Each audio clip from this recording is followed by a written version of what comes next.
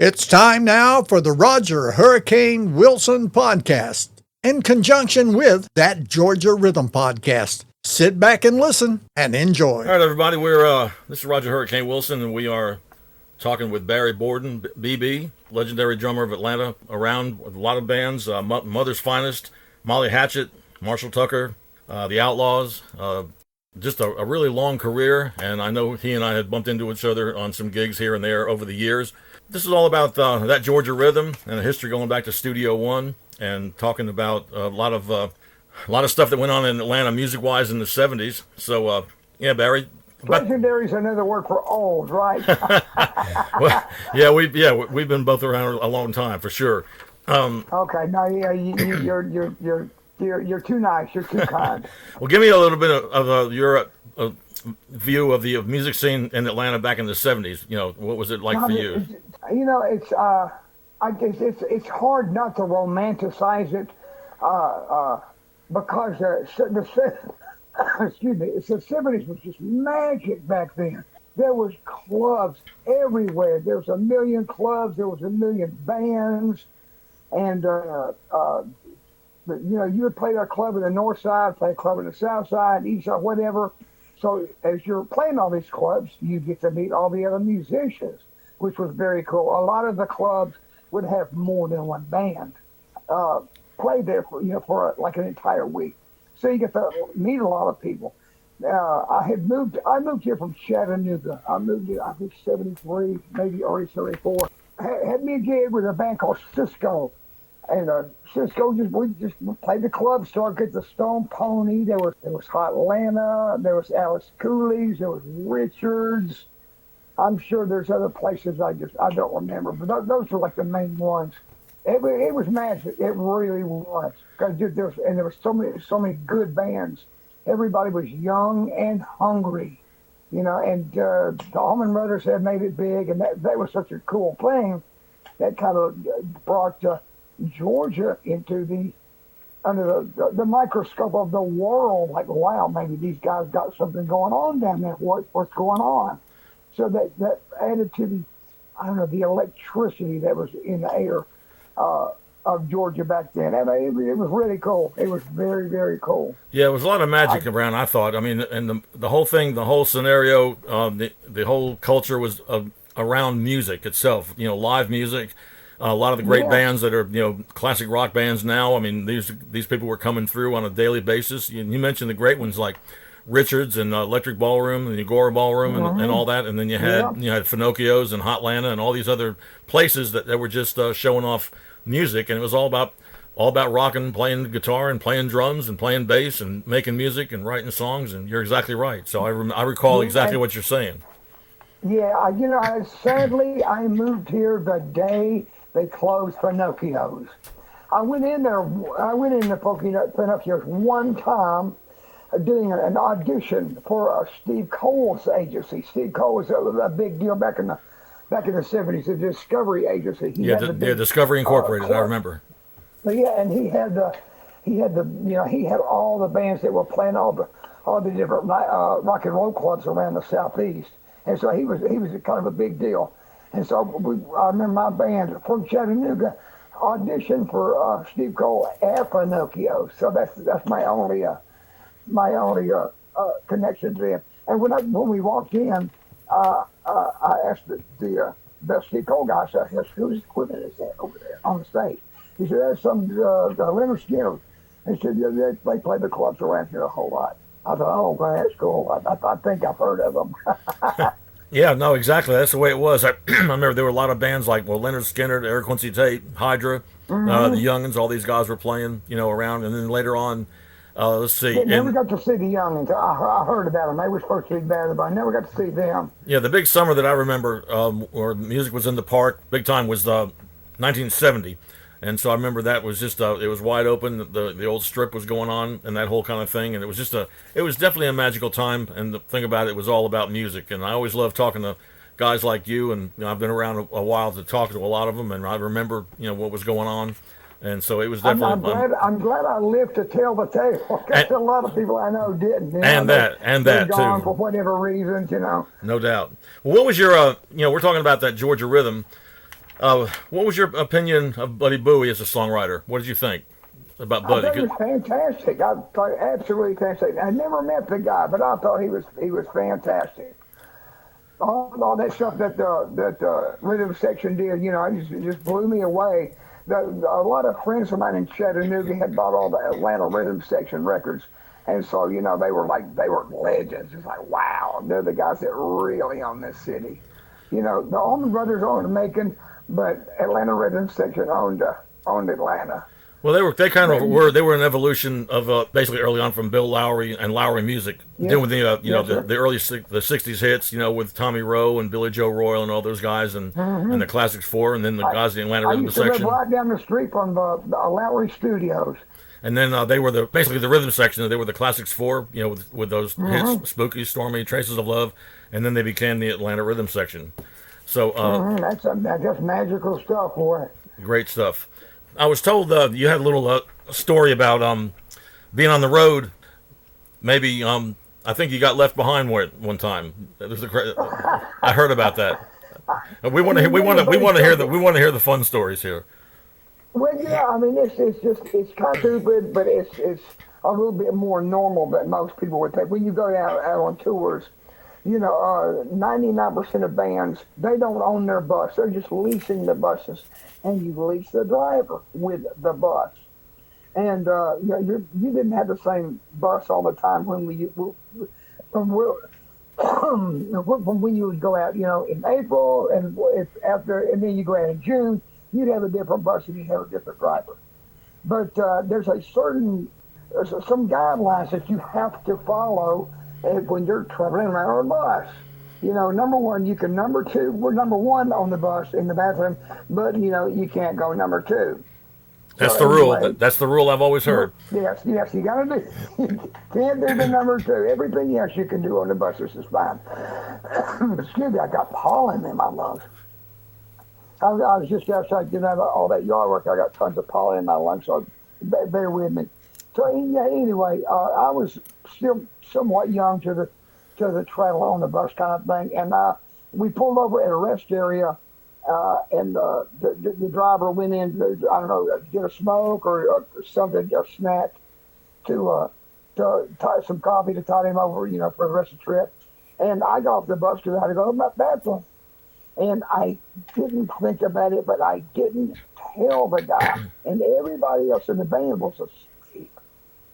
So anyway, I came back and the bus is gone. And all I could think was, I am just so screwed. Because I was in almost bedclothes, almost. But luckily, I had grabbed my wallet. I don't know why I did, because I wasn't going to buy anything inside the rest stop there, but I grabbed my wallet anyway. I was screwed. And so the only thing I could think of to do, I kind of sat there for a minute. I'm just, what can I do? And I thought, well, I guess I'll walk to an airport. And that way I can call the band's manager. I'm sorry. Also, we were in Pompano Beach, Florida when this happened. On our way back to Atlanta. We had done some gigs down in Florida. I believe we were playing a bunch of gigs for Santana at the time. Not as Sinus. Playing a bunch of gigs for Santana. Anyway, so I figured, okay, I'll walk to an airport, and I asked the guy at the service station, I said, where's the next, what's the closest big airport? He said, well, I did Fort Lauderdale. And I said, how far is that? He said, it's a few miles. Because he saw that I was walking. I'm like, crap. So anyway, what could I do? I got out on the freeway and I walked. And it was maybe 25 or 30 miles, something like that. I had no choice. So in the hot Florida sun, I'm walking on the freeway from Pompano Beach to Fort Lauderdale Airport. And I caught like I said, luckily I had brought my wallet with me. And I looked like I just looked like death on a cracker. I came into that airport. But anyway, it sounds like you did the right thing, because I knew another musician that was on a bus with. I'm not going to say who it was, but he was touring with a place, and he stopped at a truck stop, did the same thing, went in there, except he did not take his wallet with him, and it was about 50 miles away, and somehow he was able to get back home and make it back. So yeah, I've heard about a few of these adventures, but it's always fun to hear about them now. It's not hard to do. It's not hard to do because the driver didn't know.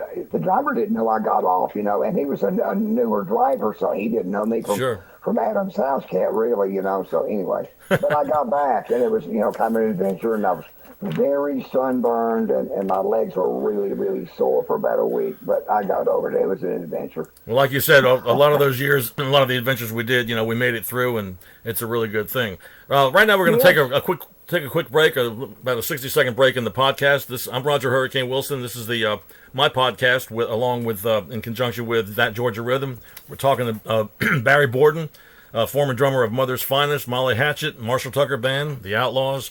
Man, I mean, I'll tell you what a career. Anyway, we're going to. I can't hold a gig down to save my life, can I? I think you did pretty good, man. All right, so we'll take a short break here. We're going to come right back with more of Barry Borden right here on Roger Hurricane Wilson's podcast in conjunction with That Georgia Rhythm.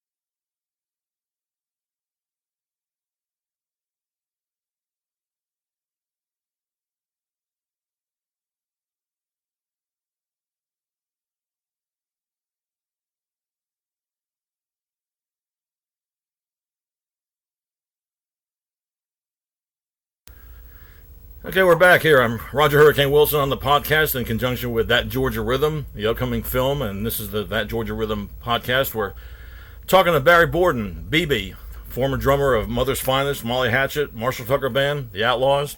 Boy's been around, let me tell you, and got some great stories here. I can't keep a gig. I can't hold down a gig, I guess, whatever. Anyway.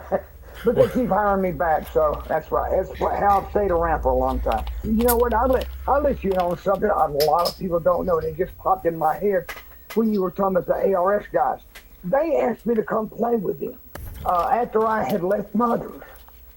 That's not too shabby. Paul Goddard called me, said, come play with us. And I said, Paul, I am not even you guys' caliber. I said, forget about it. I'm not your caliber, I said, I'm a basher. I said, I'm not your guy. I said, I saw you guys at the second Champagne Jam, and you flat out floored me. And I said, no, I'm not even in your league. He said, oh, no, man, you can do no. Come on. I said, no, Paul, believe me, I'm not in your league. I said, I am so honored that you asked, but yeah, I'm not in your league. I have to decline. Well, that's a great story, but it's a real compliment when something like that happens. Let me ask you this though. Tell me what it was like, performing with Mother's Finest, and who do you remember opening for, and what were some of the situations, highlights that stick out to you that we could hear about. And what was so cool about Mother's, when we came out, the industry was red hot on us. They just loved us to death. All the really, really big wig people loved us to death. And we immediately went out with all these really, really big tours. And then when we first came out, that first record came out in '76. So you have to think back about who was big in '76. And we went out with the first tour was for Robin Trower. He was huge at that time. And then a couple of months later, they said, oh, by the way, you're going to go on tour with The Who. I'm like, what? Are you kidding me? Yeah, you're going to go on tour with The Who. And we did. And we went out with The Who. Nicest guys in the world, down to earth, just the most regular people you'd ever want to meet. And, of course, they're playing all these anthems. And, you want to cry listening to their music because it's just so cool, And it was with Keith Moon. I believe it was the last American dates that Keith Moon played with the band before he passed. We played with Peter Frampton and Gary Wright gigs. We played, God, gigs that had to be a good zillion people down in Florida. There was one time I remember back when I first came back to Atlanta in 1973, in radio and playing gigs and teaching guitar lessons and doing the whole thing. You guys were playing at Richards on a Wednesday night, and I remember going over there because I was going from club to club while I was working for 88.5.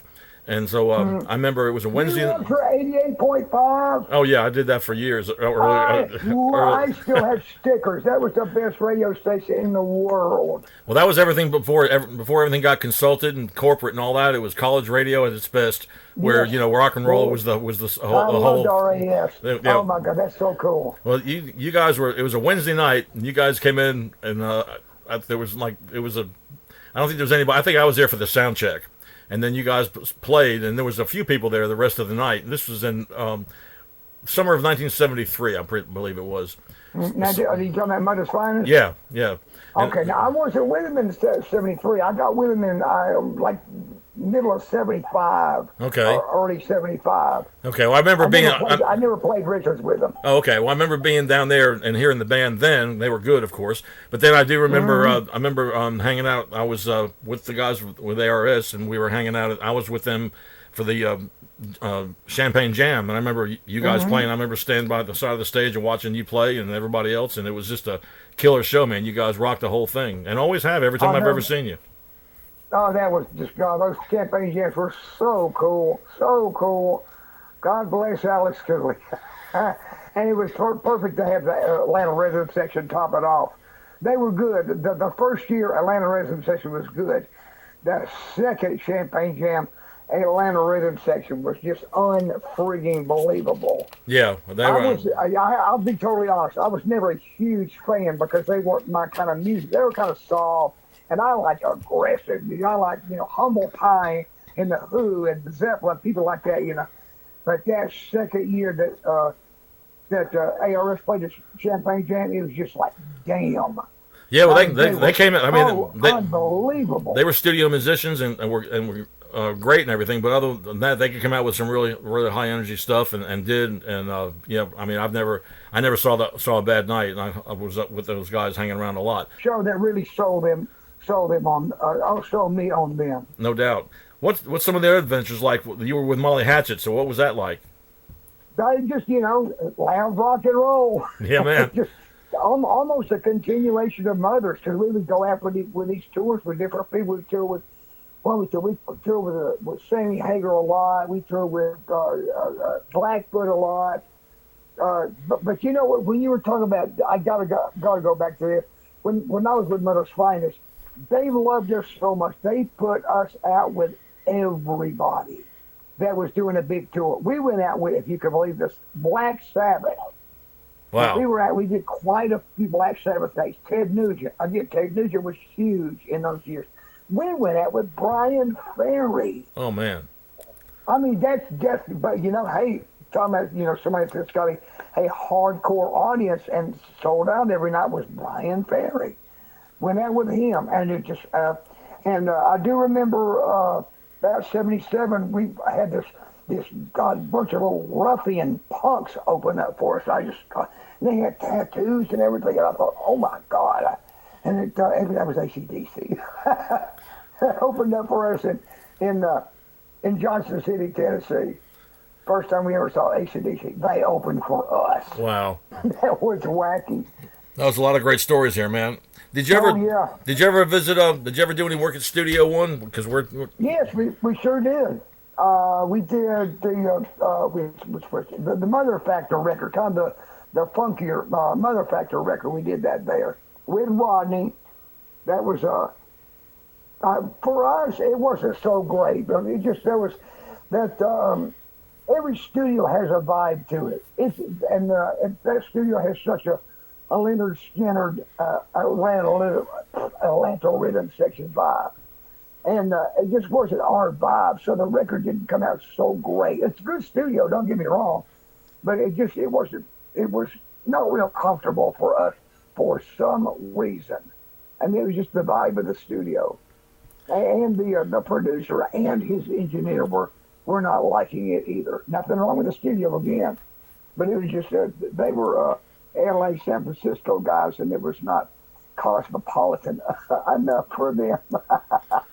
Well, this, Yeah. you're right about that though, because I had the pleasure of being able to hang out with Rodney Mills and Barry Bailey and those guys. I was just a kid basically, and they embraced me. And they could have just told me to go away, but they let me come in and listen while they were recording, and got to be friends with Buddy and all the rest of the band. And it did have a certain vibe about it, and they were able to work on their own terms the way they wanted to, and it's an amazing thing that I was around to visualize that, and that they let me do that at the same time.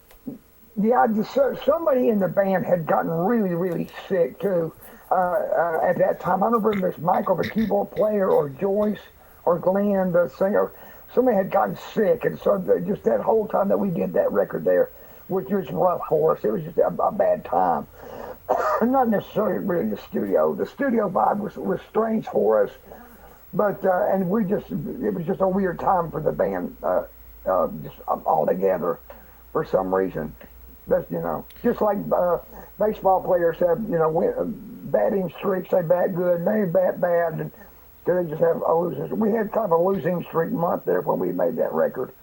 That's a good explanation. I don't know. Well, there's a lot of ups and downs in this business, kind of like a roller coaster. That's true. True. We had done the first record in Miami. That was very cool. We did a second record at the Sound Pit, and that was the studio that really, really clicked for us.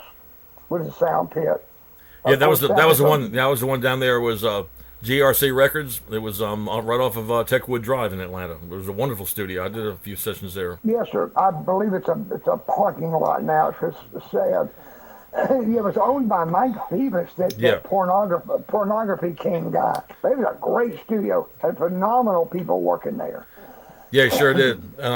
What about you also did a little bit of time with the Marshall Tucker Band with Doug and those guys. How was that? Mm-hmm. That was great. It was fantastic. I had been with the Outlaws for 10 years, and we did just a bajillion gigs together with Marshall Tucker.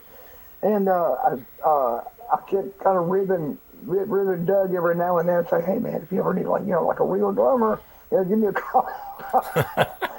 Yeah, I'm kind of a jerk, but hey, that's how you stay employed. Sometimes you gotta kind of drop your name sometimes. Anyway, there came a time when they say, hey, come on, jump on board, grab your stuff. And I did. I was there for almost 28 years. That's a while. I was with the Outlaws for 10. I do recall you being with the Outlaws. I know that you're the Outlaws and my band. We did a show together. I did an opener for you guys. I think it was somewhere in North Atlanta. A while. It was back in the early 90s or something like that. But anyway, it was... it was a lot of fun, man. I always liked Huey and all the guys, in the band. I mean, I had to listen to him for a long time, and so it was an amazing thing. It was a lot of fun. We just couldn't get anywhere. That was the only thing I hated about that. That we just could not get anywhere. So I left because I felt like I was beating my head against the wall. Yeah. And I loved Huey. I love and Chris Hicks, who now plays with Marshall Tucker. Yeah. He was in the band there, and great band, but just we couldn't get anywhere. And I had to come home. I was getting road burned. I know what you mean. And about a year after I left the Outlaws, Doug called me up and said, hey, you want to come back out on the road? I said, I'm ready. Let's do it. All right. Like I said, I was there for 28 years. We're going to take a really short break here real quick.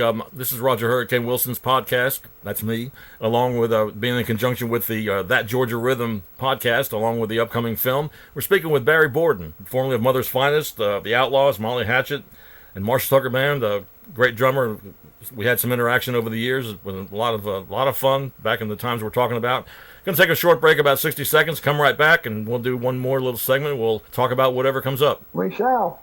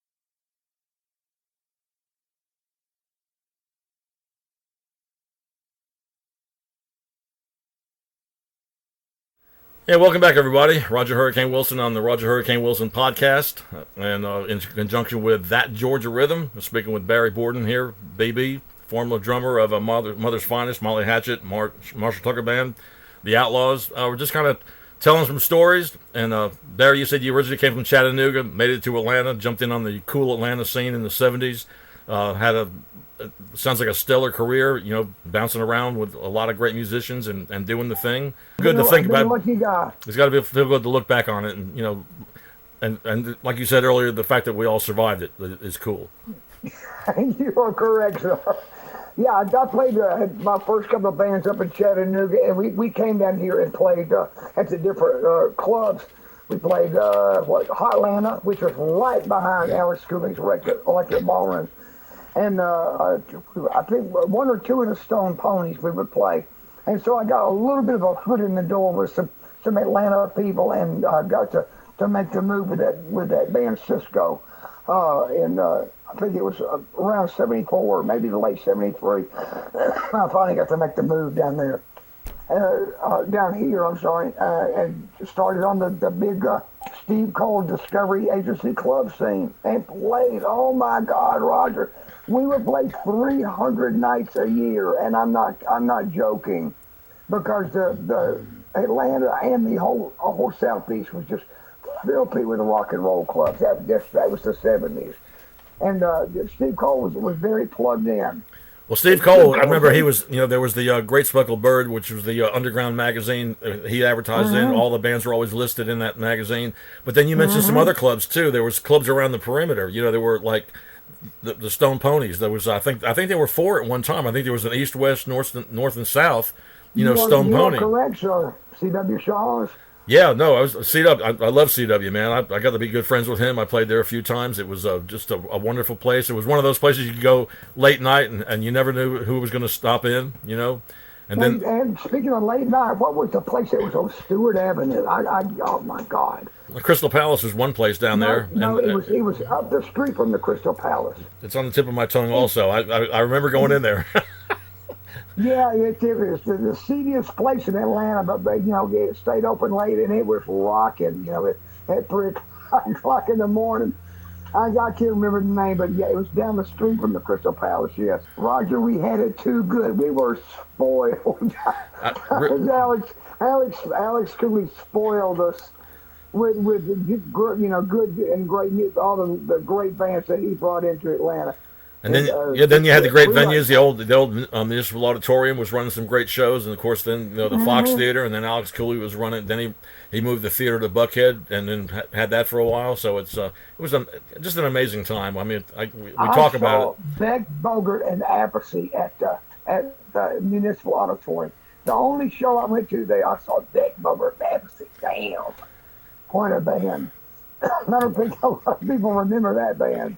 Oh yeah, no, and that was kind of like leftovers of Cactus, and of course, and then Jeff Beck. What else can you say about that? Yeah, they were supposed to be the new super group. It didn't last very long, but that was cool. That was cool.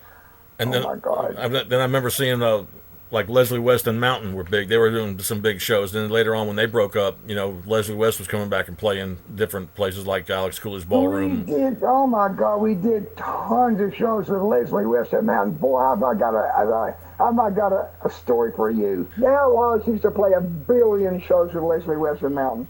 So, what is one of the main things that you remember about Mountain's music? Why did the drummer always play in all the big hit songs? Corky Lang. Yes.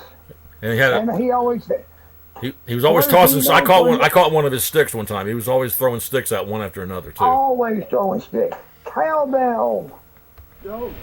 Exactly. It seemed like the cowbell was in all the big songs, and Corky Lang just used the heck out of it. Anyway, we're playing a Friday way out of this big motorcycle festival up in the mountains of California years ago. So it's Outlaws, it's Mountain. Oh, it's as cool as it can be. Bam, Corky Lang doesn't have a cowbell. So it's like, oh my God, the world has come to an end. So it just so happened, I said, Corky, I said, I've got I've got an answer to your dilemma here. I can make one of these drums into a cowbell for you. So when you hit this drum that I'll sit next to you on your drum set, it will be a cowbell. And he gave me a look like, what in the hell are you talking about? So I went through the little machine. So anyway, I did that. I set up the machine so it would be a cowbell sound on this certain drum. So Corky Lane turns around before he's going, he's checking out his drums. He hits that drum, bonk, it's a cowbell. He just like, damn. Maybe it was 1992, something like that. Okay. But yeah, you can set up a drum to sound like anything. So I saved Corky Lane's butt that night by turning my tom into a cowbell for him. Oh, that's a riot. He just thought that was the funniest thing in the world. I said, okay, Corky, just hit the rim. Don't have to hit it so hard. Just hit the rim. Bam, you got a cowbell. So, saved his butt.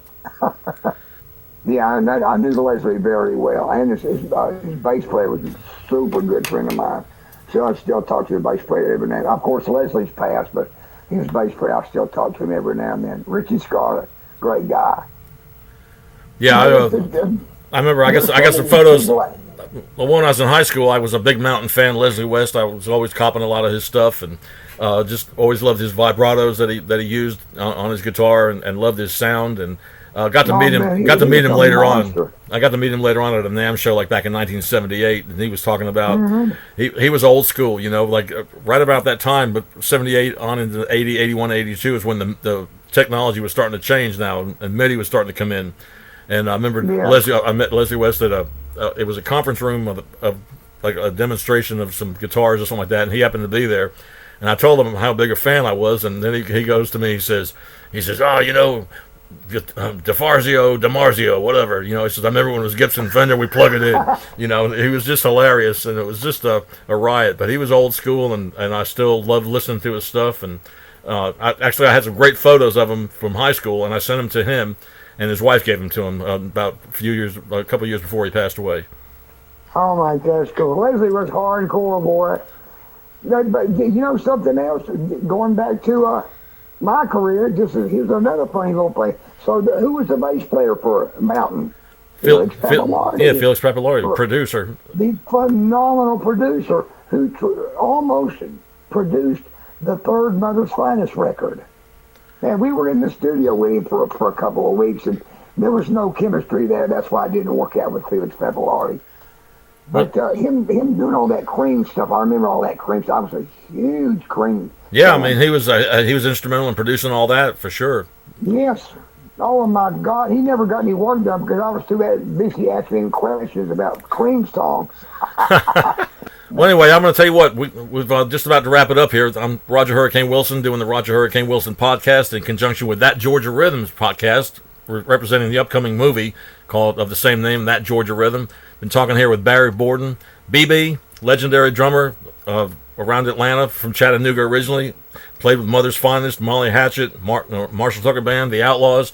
And, man, I'll tell you what, we could probably go on and on about the stories, but we talked about the 70s in Atlanta, the way the music was, Studio One, Buddy Bowie, the Classics 4, Atlanta Rhythm Section, the history of Atlanta, because the heritage of music in Atlanta is extensive, and a lot of it comes out of Studio One, and that's kind of what we're kind of revolving back to, but we want to hear everything aside from that, too. So I do appreciate you being here with me, man, and sharing your stories and everything else, and hopefully we can do it again.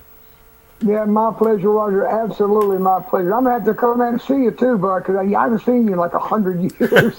Well, we'll do that. I'm looking you up online. I got your number here, and I'll text you a little bit later on, and we'll get together. There you go. It's a date. Got it, buddy. Thank you. Thanks for being here.